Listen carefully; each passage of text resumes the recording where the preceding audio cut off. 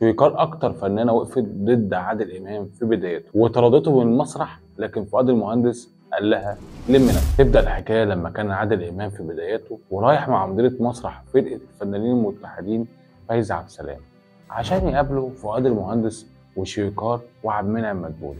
واول ما دخل عادل امام لقى في وشه فؤاد المهندس وكان جنبه سمير خفاجه مؤسس الفرقه، وكانت شويكار بتبص على عادل امام جامد جدا. وراحت فايزه عبد السلام قالت لفؤاد المهندس يا استاذ فؤاد، ده شاب جديد اسمه عادل امام، ده اللي هيعمل دور دسوق افندي في مسرحيه انا وهو وهي. فؤاد المهندس طلب من عادل امام يمثل، وفعلا مثل عادل امام. وراح فؤاد المهندس بص لسمير خفاجي وقال له ايه رايك يا سمير في الولد ده؟ هيبقى افضل من محمد عوض ولا لا؟ لان محمد عوض كان هيعمل هو الدور. سمير خفاجي قال له والله الواد ده ممتاز يا فؤاد. فبص فؤاد المهندس لشويكار وقال لها وانت يا شوشو رايك ايه؟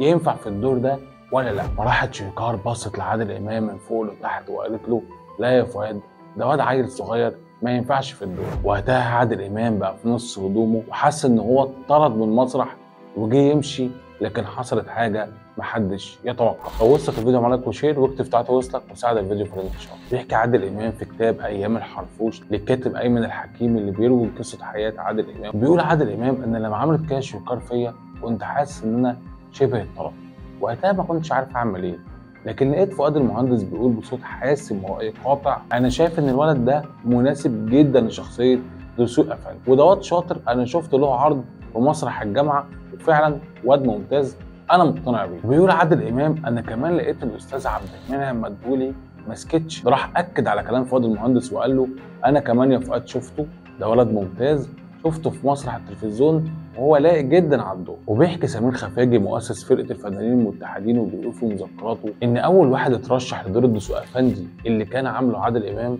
هو محمد عوض، وكان موافق وعجبه الدور، لكن فجاه بقى محمد عوض نجم وطلب اجر كبير وانا رفضت. وراح مسؤول الانتاج قاسم وجدي رشح شاب تاني صغير، لكن انا رفضته بصراحه لانه كان شكله اصغر من الدور. والغريب ان الفنان ده بقى هو من نجوم الفرقه وهو سعيد صالح. فلما رفضت سعيد صالح جبت عادل امام اللي نجح بقوه في المسرحيه، لدرجه ان فريد شوقي كلمني وقال لي انا عايز انتج المسرحيه دي فيلم، وجيب فؤاد المهندس وشويكار والولد اللي عمل دور دسوق افندي. وبقى عادل امام شغال في الفيلم وصاحب جدا فاطين عبد الوهاب المخرج اللي كان مقتنع بيه وداعم له. لكن خفاجي برضه بيقول الغريب ان بعد تألق عادل امام جاله كميه عروض من مخرجين كتير، بس بشرط يجي بالبدله والطربوش بنفس كاركتر دسوق افندي، لكن عادل امام كان ذكي ورفض الكلام ده